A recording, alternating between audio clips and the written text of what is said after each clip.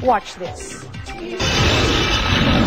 Kwento ni Rian, 16 years old lang daw siya nang makilala ang then 29-year-old na si DJ Mo Twister sa isang event. Paglalarawan niya kay Mo, nice, smart, and funny daw ito. Kaya naman hindi raw naging mahirap na maging magkaibigan sila na kalaunay na develop sa pagiging magkasintahan. Ano ba talaga yung klase ng friendship meron kayong dalawa ni Mo? Because it was never really talked about until now. He gave me a lot of attention. I was very flattered. He would often say on his radio show that I'm his crush and stuff like that.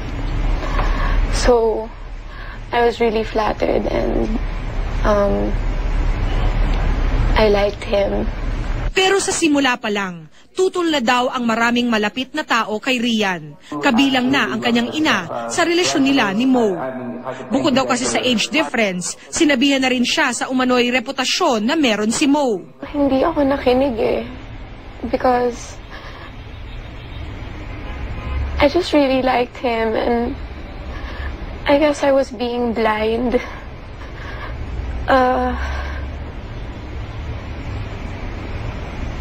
I don't know. You learn your lesson after naman eh. Ayon kay Rian, nagsimula raw kasing magbago itong si Mo nang magkasintahan na sila. Later on when we became boyfriend-girlfriend, many things changed. And I came to know him in a completely different way.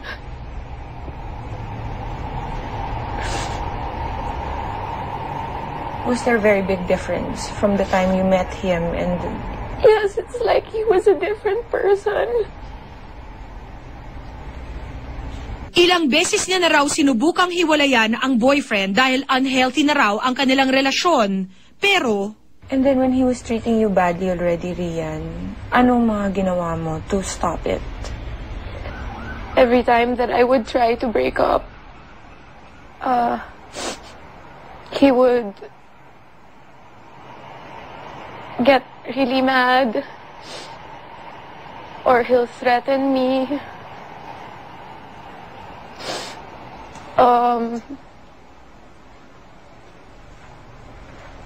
And I think the most painful time was when he outright told me that I promised to take everything you love away from you. Yun ba yung love? Tatakutin ka ng tao. Nasa-threaten ka. Sisirain ka. Para ano? Para sa kanya ka lang. Pinagsisihan daw ni Rian na sinunod niya ang kanyang puso at naniwalang magiging maayos ang relasyon nila ni Mo. In spite of everyone's warnings, in spite of everyone's cautions in the past, you still believed him.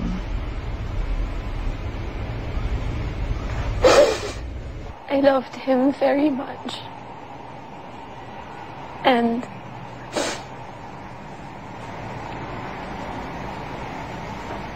I thought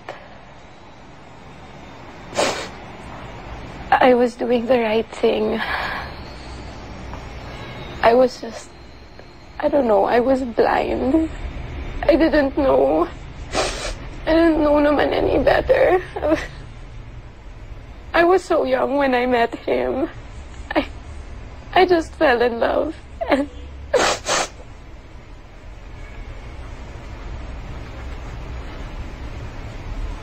I just wanted to stick by him.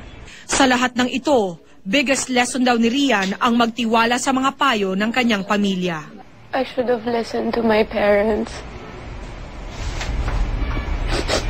I should have listened to my family.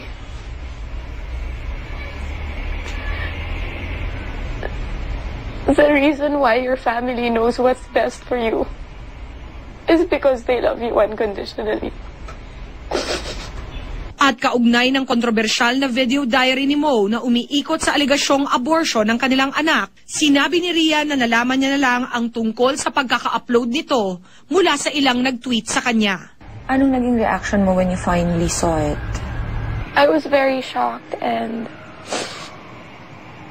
very hurt. I could not believe what I was seeing. I could not believe that he would say all those things about me and make a video saying things like that about me.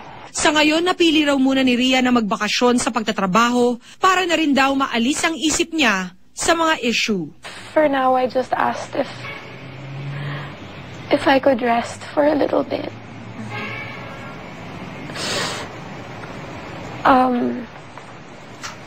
I've just needed some time just away to spend with my family. My network, GMA, has been so good to me.